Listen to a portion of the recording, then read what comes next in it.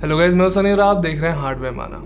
आज हम लोग रिव्यू करने वाले हैं MSI के B560M मोटा वाईफाई का, जो एक high end micro ATX B560 board है for Intel 11th gen and 10th gen processors. ये मदरबोर्ड हमारे 5K 6K सब्सक्राइबर सेलिब्रेशन का मेन प्राइस था और वैसे ये गिव अवे अभी भी लाइव है। इसके बारे में डिटेल्स मैं आपको लास्ट में दूंगा, तो प्लीज़ वीडियो को एंड तक ज़रूर देखिए। मैंने गिव अवे वाली वीडियो में बताया था कि ये मदरबोर्ड एक्चुअली कुछ सबसे बेस्ट B560 बोर्ड्स में से एक है एंड इस वीडियो में मैं आज उस स्टेटमेंट को थोड़ा सा ज़्यादा क्लैरिफाई करूंगा। मैं बेसिकली इस मदरबोर्ड के फीचर्स के बारे में बताऊंगा और साथ ही आपको B560 चिपसेट के कुछ अजीब चीज़ों के बारे में बताऊंगा, जो मेरे ख्याल से आप लोगों को, खासकर उन लोगों को जो 11th जेन या 10th जेन के साथ प्रोसेसर के साथ PC बनाना चाहते हैं, उनको जानना ज़रूरी है। तो बिना किसी देर के लेट्स बिगिन।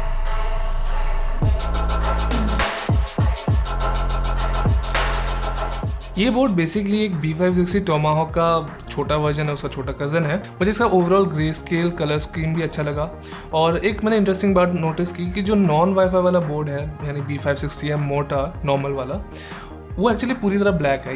इसमें थोड़े से वाइट सिल्वर एक्सेंट्स है, जो थोड़ा सा यूनिक है बिकॉज नॉर्मली इतना ज़्यादा कलर डिफ्रेंशिएशन नहीं होता नॉन वाईफाई मॉडल्स के बीच में, तो वो मुझे थोड़ा सा इंटरेस्टिंग लगा। बोर्ड के लेआउट में सबसे ज़्यादा ध्यान खींचता है इसका बहुत ही बड़ा और चौंकी सा हीट सिंक, जो MSI के सारे नए टोमाहॉक या फिर मोटा सीरीज बोर्ड्स में यूज़ होता है। एंड मैं एक्चुअली कंप्लेन नहीं कर रहा because this is a very nice heat sink. यहाँ पे काफ़ी ज़्यादा कटआउट्स है, काफ़ी ज़्यादा अच्छा सरफेस एरिया है और उनका वेट भी काफ़ी अच्छा है। एंड ये एक्चुअली जो VRM कॉम्पोनेंट्स हैं, इन पर अच्छा प्रेशर डालते हैं एंड इनमें जो थर्मल पैड्स भी यूज़ किए वो भी काफ़ी अच्छी क्वालिटी के हैं। जब हमने बात करी ली है VRM सेटअप की, तो हम जल्दी से कंपोनेंट सिलेक्शन की बात करते हैं। तो जो VRM सेटअप है, it's a 12+2+1 phase VRM setup और एक्चुअली ये डबल स्टेजेस है, यानी यहाँ पे डबलर्स यूज़ किए गए हैं। तो it's not a power stage design, यहाँ पे dedicated high side and low side MOSFETs use किए हैं। पावर स्टेजेस बेसिकली थोड़े अच्छे किस्म के या थोड़े नए किस्म के VRM सेटअप्स में यूज़ होते हैं और थोड़े से ज़्यादा एफिशिएंट भी होते हैं कंपेयर टू द ट्रेडिशनल, लेकिन इसमें कोई प्रॉब्लम नहीं है। This is a trial and tested design, तो आराम से किसी भी लेवल के प्रोसेसर को, इवन द 11900K और द 10900K, उसको ये हैंडल कर सकता है। अनफॉर्चुनेटली इसको टेस्ट करने के लिए हमारे पास बहुत ज़्यादा कोई हाई एंड प्रोसेसर नहीं था। हमारे पास सिर्फ एक 10400 था जो MSI ने भेजा था साथ में इसके, तो हम उसी के साथ इसको यूज़ कर चुके हैं और जो रिजल्ट्स है वो अच्छे थे। मतलब जो हमने टेस्टिंग की उसके अकॉर्डिंगली रिजल्ट्स ठीक थे। और एक अच्छी बात मुझे ये लगी कि जो VRM सेटअप एरिया है उसके लिए प्रॉपर डेडिकेटेड थर्मल सेंसर भी है यहाँ पे इस बोर्ड में, जो कई सारे मदरबोर्ड्स में नहीं ऑप्शन होता। तो आपको डेडिकेटेड थर्मोमीटर लगाने की ज़रूरत नहीं हर बार VRM सेटअप्स देखने के लिए, आपको एक जनरल आइडिया ज़रूर मिल जाता है हर बार। यहाँ पे कोई ऐसी जगह पे कोई ऐसा कंपोनेंट नहीं है या कोई ऐसा एक्सेस पॉइंट नहीं है जहाँ पे आपको यूज़ करने में कुछ प्रॉब्लम होगी। जैसे कुछ माइक्रो ATX बोर्ड्स में क्या होता है कि M.2 स्लॉट्स वगैरह या फिर आपके CMOS रीसेट वगैरह कुछ ऐसी जगहों पे जो कभी कभार बहुत ज़्यादा फ्रस्ट्रेटिंग हो जाता है। इसमें ऐसा कुछ नहीं है, सब कुछ ओपन है। जो CPU सॉकेट एरिया है वो भी काफ़ी ओपन है, आपको CPU कूलर्स लगाने में भी कोई प्रॉब्लम नहीं होगी। अब मैं M.2 की बात कर रहा था, यहाँ पे एक बहुत ही इंपॉर्टेंट फीचर आता है इस बोर्ड का एंड वो है M.2 स्विचिंग। अब ये बेसिक सा फीचर इतना इंपॉर्टेंट क्यों है, वेल मैं आपको इसके बारे में थोड़ा ज़्यादा एक्सप्लेन करता हूँ। देखिए 11th जेन प्रोसेसर्स इंटेल के ऐसे प्रोसेसर जो पहली बार PCI Gen 4 को सपोर्ट कर रहे हैं। 10th जेन प्रोसेसर्स में PCI Gen 4 का बिल्कुल भी सपोर्ट नहीं है। तो अगर आप एक B560 चिपसेट वाला मदरबोर्ड लेते हैं तो आप PCI Gen फीचर्स तभी यूज़ कर पाएंगे जब आपका जो प्रोसेसर है वो PCI Gen 4 सपोर्ट करता हो। तो प्रॉब्लम यहाँ पे ये आ जाती है, कई सारे ऐसे मैन्युफैक्चरर्स हैं, फॉर एग्जाम्पल गीगाबाइट के कुछ मदरबोर्ड्स है, Asus के कुछ मदरबोर्ड्स है। अगर आप 11th जेन वाला प्रोसेसर उस मदरबोर्ड पे यूज़ नहीं करते तो आपका जो PCI Gen 4 वाला स्लॉट है, M.2 स्लॉट है, वो पूरी तरह डिसेबल होता है। ये नहीं कि आपको PCI Gen 3 की स्पीड भी मिलेगी, नहीं, पूरी तरह डिसेबल, इट्स लिटरली गॉन। तो अगर आपके फॉर एग्जांपल मदरबोर्ड पे 2 स्लॉट्स थे M.2 वाले और अगर आपने 10th जेन वाला प्रोसेसर डाला उन मदरबोर्ड्स में, तो आप सिर्फ एक स्लॉट यूज़ कर पाएंगे, सिर्फ एक स्लॉट। तो ये चीज़ इस मदरबोर्ड में नहीं है। इनफैक्ट कि MSI कई सारे मदरबोर्ड्स में नहीं है, B560 मदरबोर्ड्स में लाइक 95% मैं श्योर हूँ कि 95% ऑफ द मॉडल्स में MSI के ये प्रॉब्लम नहीं है। तो this is one very important feature और जिसका आपको ध्यान रखना पड़ेगा अगर आप एक B560 बोर्ड खरीदने वाले हैं इन फ्यूचर। मुझे समझ नहीं आता यहाँ पे गलती किसकी है। यहाँ पे इंटेल की प्रॉब्लम है कि मदरबोर्ड मैन्युफैक्चरर्स एक्चुअली थोड़ा सा बैकआउट हो रहे हैं या फिर चीप आउट होने की कोशिश कर रहे हैं यहाँ पे, बिकॉज अगर हम AMD की साइड पे कंसिडर करें वहाँ भी ऐसी सिचुएशन है कि कुछ मदरबोर्ड्स में नहीं है PCI Gen 4 सपोर्ट्स या फिर कुछ CPUs में नहीं है, लेकिन उनके बीच में इंटरकनेक्टिविटी का कोई इशू नहीं है। अगर वो सॉकेट सपोर्ट करता है प्रोसेसर तो आपके मदरबोर्ड में हर फीचर इनेबल रहेगा। तो आई डोंट नो मतलब यहाँ पे किसको ब्लेम किया जाए, लेकिन जो भी है at least this board is safe from this feature. And yes M.2 PCI Gen 4 SSD support करेगा विद 11 Gen SSDs। एंड अगर आप 10 Gen प्रोसेसर डालते हैं तो भी आप आराम से कोई भी SSD फर्स्ट वाले स्लॉट पे यूज़ कर सकते हैं। बाय द वे सपोर्ट इधर अच्छा कूलिंग के लिए भी है, बिकॉज यहाँ पे प्रॉपर M.2 हीट सिंक भी है for the first slot. Second slot में नहीं है, आई विश सेकंड स्लॉट में भी डाल देते, लेकिन आई नो उससे कॉस्ट इंक्रीज हो जाएगा। और लेआउट भी ठीक है M.2 स्लॉट का, वो एक्चुअली ग्राफिक्स कार्ड के ऊपर है, बिकॉज ये बहुत ही इंपॉर्टेंट पॉइंट हो जाता है फॉर माइक्रो ATX बोर्ड्स। कई बार मेरे खुद के ASRock के मदरबोर्ड में, जो मेरा पर्सनल मदरबोर्ड है, उसमें ये प्रॉब्लम आ जाती है कि मेरा जो M.2 स्लॉट है वो एक्चुअली PCI स्लॉट के नीचे है, तो कई बार SSD गर्म हो जाती है because of the graphics card. तो ये चीज़ इसमें ऐसी नहीं होगी, it's a decently good layout. And एक छोटा सा नोट जो मैंने थोड़ा सा देखा था कि अगर आप नीचे वाला M.2 स्लॉट यूज़ करते हैं तो जो PCI X4 स्लॉट है, जो नीचे वाला स्लॉट है, वो पूरी तरह डिसेबल हो जाता है, जो थोड़ा सा ऑड है, लेकिन उसके लिए वर्क अराउंड है। लेकिन मैं सच बताऊं, वर्क अराउंड की ज़रूरत नहीं होनी चाहिए थी। बाकी इन terms of on board connectors यहाँ पे सब कुछ है, मतलब this is a properly modern board. लेकिन एक चीज़ मेरी छोटी सी कंप्लेंट है कि यहाँ पे सिर्फ 4 फैन कनेक्टर्स हैं। फॉर दिस प्राइस रेंज मैं एक्सपेक्ट करता हूँ एटलीस्ट 5 फैन कनेक्टर्स हो।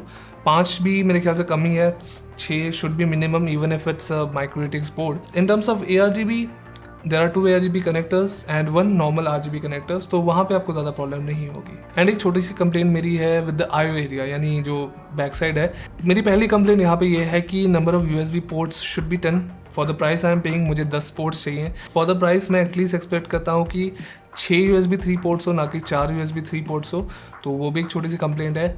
और लास्ट में जो ऑडियो सेक्शन है वो मेरे ख्याल से थोड़ा इंप्रूव किया जा सकता था। Codec they are using it's the ALC 897, वो थोड़ा पुराना हो चुका है, उसको प्लीज़ छोड़ दो, वो दफ़ा करो उसको। नए कोडेक्स आने शुरू हो गए हैं, एटलीस्ट नए ना सही, बहुत हाई एंड ना सही, एटलीस्ट ALC 1200 यूज़ करना शुरू कर दो या 1220 यूज़ कर दो, अगर मतलब इतना हाई एंड बोर्ड आपने बनाया तो। और एक दो सजेशन जो लेआउट से रिलेटेड है कि एक किसी किस्म का बायोस रीसेट स्विच अगर बैक पैनल पे या फिर मदरबोर्ड के ऊपर कहीं पे डाल दिया जाए। आई नो यहाँ पे जंपर है, लेकिन जंपर पुराने हो चुके हैं भाई, आप नए एरा में जा रहे हो, PCI Gen 4 सपोर्ट वगैरह ला रहे हो, तो वो छोटी सी चीज़ भी ऐड ज़रूर कर सकते हो आप। लेकिन उसके बचाव में चलो ठीक है, यहाँ पे एक ईजी डीबग LEDs है जो ठीक है, लेकिन it's not the ideal solution in my opinion. अब यहाँ पे हम बात करें दूसरे बड़े फीचर की of this motherboard and it's proper overclocking support. Not this motherboard, it's in fact about the whole B560 platform. Finally Intel नींद से जागा कि भाई चलो आज हम लोग अपने लो एंड चिपसेट्स पे proper XMP profile loading enable करते हैं, proper memory overclocking support enable करते हैं। पता नहीं किसने इनके दिमाग में डाला, लेकिन चलो देर आए दुरुस्त आए। एंड ये मदरबोर्ड उस चीज़ का पूरा फ़ायदा उठाता है, ये पूरी तरह हाई स्पीड मेमोरी सपोर्ट करता है and it also supports proper XMP profiles. And यहाँ पे सारे जो रैम ओवरक्लॉकिंग सेटिंग्स है वो भी पूरी तरह अनलॉक्ड है। ऐसा कोई सेटिंग नहीं जो आपको डिसेबल मिलेगा बायोस में, आप जितना मर्जी चाहे इसको आप पुश कर सकते हैं। मैंने अपनी रैम थोड़ी सी ओवरक्लॉक करने की कोशिश की, मैंने बिल्कुल ट्राई भी नहीं किया था, मतलब बहुत ही कम मेहनत की थी रैम ओवरक्लॉकिंग की, और इसने सारी सेटिंग को अच्छी तरह संभाला। एंड इसका जो मेमोरी ट्राई इट वाला जो फीचर जो ऑटोमेटिकली मेमोरी ओवरक्लॉकिंग कर सकता है, उसने ठीक ठाक से रिजल्ट दिए। Not as good as manual overclocking, लेकिन it was fine. It was able to boot at 4000 MHz, जो एक फीचर है, मतलब मेरे ख्याल से बहुत ही ज़्यादा इंपॉर्टेंट फीचर है जब हम लोग कंसिडर करिए कि mid range Intel B560 platform है, जहाँ पे B460 चिपसेट पे आप 2933 के ऊपर नहीं जा सकते थे लॉक प्रोसेसर के साथ। तो यहाँ पे आपको 4200 MHz वाली रैम का सपोर्ट मिला है, वो बहुत बड़ी बात है। और अब हम लोग बात करते हैं परफॉर्मेंस की। भाई मदरबोर्ड एक्चुअली परफॉर्म कैसे करता है? वैसे मदरबोर्ड ज़्यादा परफॉर्म नहीं करता, मतलब अगर मदरबोर्ड का VRAM सेक्शन ठीक है, नॉर्मली अगर रैम स्लॉट्स वगैरह अच्छी तरह काम कर रहे हो या फिर PCI Gen सपोर्ट वगैरह ठीक है सब कुछ, तो नॉर्मली मदरबोर्ड्स के बीच में परफॉर्मेंस डिफरेंस नहीं रहता। B560 बोर्ड्स में चूज़ करना बहुत ही कंफ्यूजिंग है, जस्ट बिकॉज कि हर मैन्युफैक्चरर अपने अपने तरीके से CPU को पावर डिलीवर करता है। एंड उसके अलावा जो मैंने एक्स्ट्रा फीचर बताया कि भाई किस तरीके से वो M.2 स्लॉट को एड्रेस करते हैं अपने मदरबोर्ड्स पे।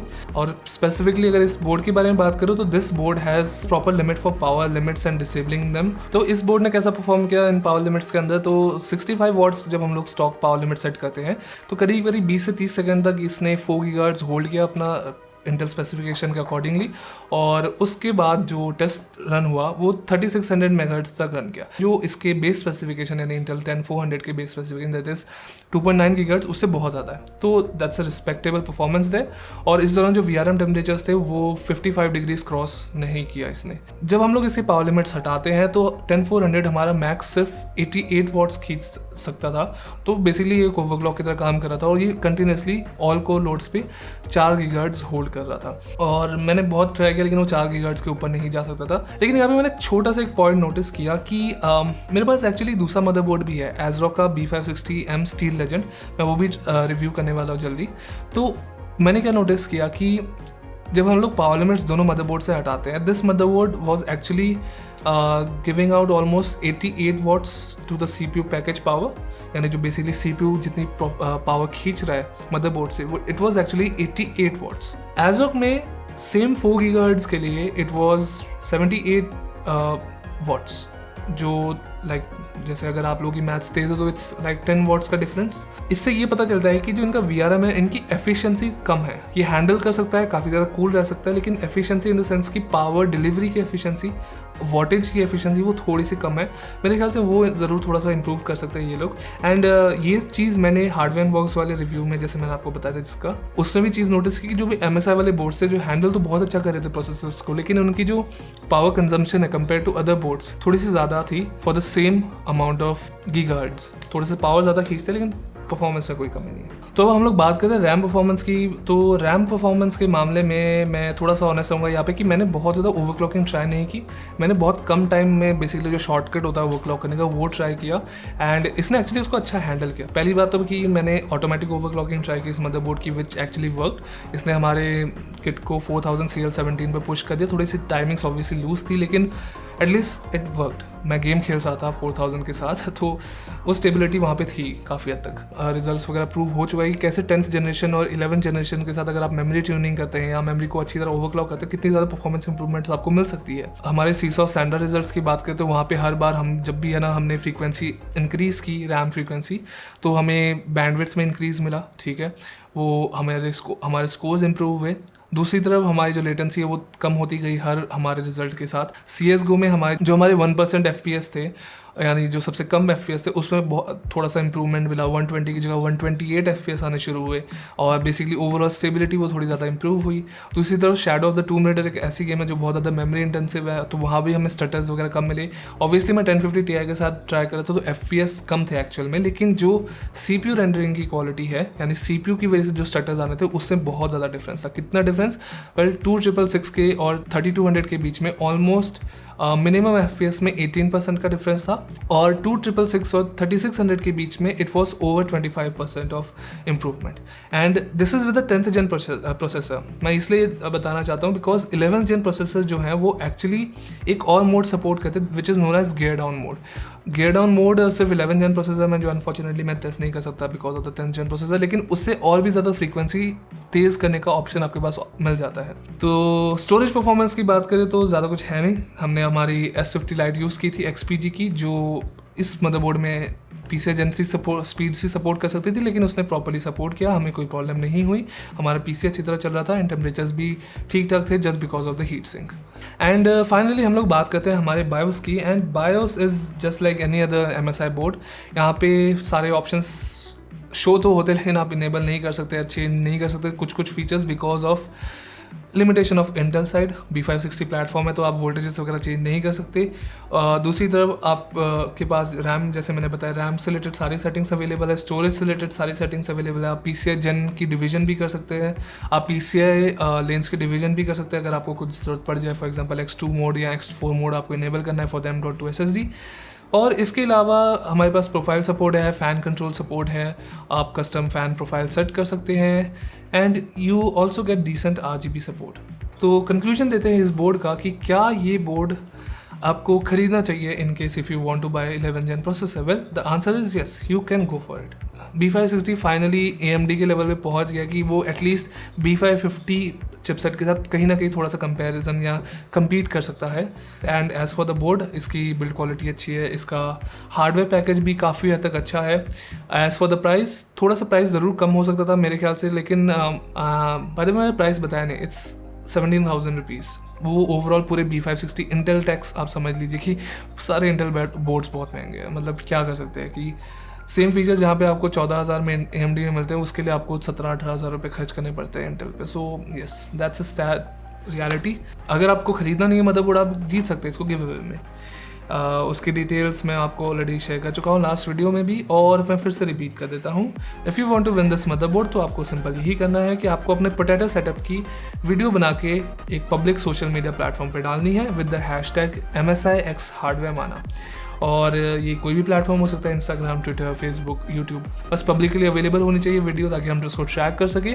और आपका जो पोटैटो सेटअप होना चाहिए वो 3 साल से ज़्यादा पुराना होना चाहिए। ये नहीं कि आपके पास ऑलरेडी RTX 3090 और आप ये खरीदना चाहते हो। मुझे समझ नहीं आया वैसा आप करोगे क्यों, लेकिन कुछ लोग होते हैं लालची, तो उन लालची लोगों के लिए ये नहीं है। आपके पास अगर एक पोटैटो सेटअप है, प्लीज़ उसकी वीडियो बना के हमें ज़रूर भेजिए with the hashtag MSIX hardware माना, and you will be eligible to enter in this giveaway. ज़्यादा डिटेल्स डिस्क्रिप्शन में अवेलेबल होगी, तो वहाँ पे ज़रूर एक बार चेक करें। बाकी इसको बाय करने की लिंक भी डिस्क्रिप्शन में होगी। So yes, thank you guys for watching this video. अगर इस प्रोडक्ट के रिलेटेड कोई भी क्वेश्चन हो तो प्लीज़ हमें कमेंट्स में ज़रूर बताएं, और गिव अवे के रिलेटेड कुछ क्वेश्चन हो तो भी वो हमें ज़रूर बताएं। बाकी लाइक, शेयर, सब्सक्राइब अपने स्वाद अनुसार करते रहिए। मैं मिलूँगा आपको अगली बार विद अनदर B560 कंटेंट। तो टिल देन, बाय।